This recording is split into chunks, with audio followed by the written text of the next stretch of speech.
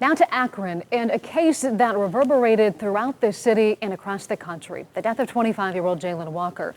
He was shot more than 40 times by 8 Akron police officers after a chase last summer.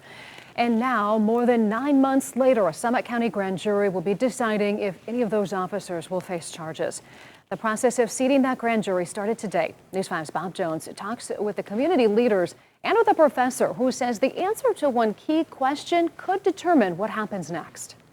Jayland Walker! The shooting of Jayland Walker last June led to tension, protests, unrest, and some vandalism in Akron. A grand jury will soon give the community long-awaited answers, but with that comes the return of anxiety.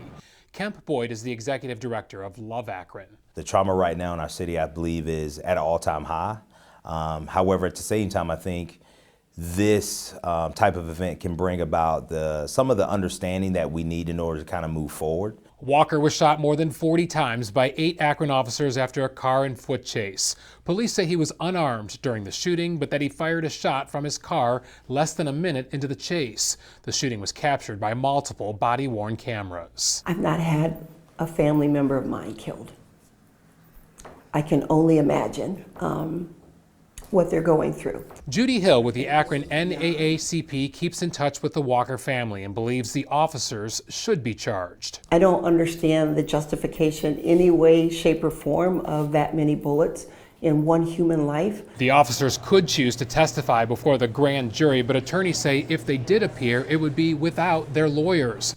Dr. David Lacotte, a criminal justice studies professor at the University of Akron, believes statements the officers gave to BCI will be crucial. Usually that's pretty quick after an event occurs, a use of force event, that the officers will be separated and they'll give their statements. The grand jury process is secret, so we don't know who all will testify here or all of the evidence that will be presented.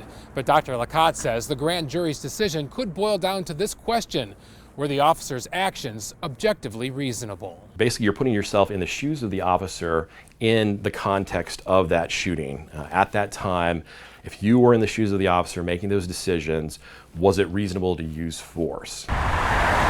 Lacotte says the grand jury could return what's called a no bill, which means no indictment, or they could indict some or all of the officers on a variety of charges. It's not about guilt or innocence, so you can be indicted and not be guilty. The grand jury's decision could come late this week or next week. The city is preparing for the possibility of more unrest with fencing and barriers in place near the courthouse. There will also be a designated demonstration zone. Frenzy Lash with 100 Black Men is pushing for both justice and peace. We know there's a lot of hurt. We know there's a lot of pain as a result of what has occurred, but we want to promote healing. We want to see justice. In Akron, Bob Jones, News 5. And just late today, the attorney for Jayland Walker's family released a statement about the grand jury convening this week. Bobby DiCello says the grand jury process favors the officers who will be invited to testify before the grand jury on their behalf as allowed by the law. DiCello adds, quote, keep in mind that if any other Akron citizen was accused of a crime, they would not necessarily be afforded that same privilege.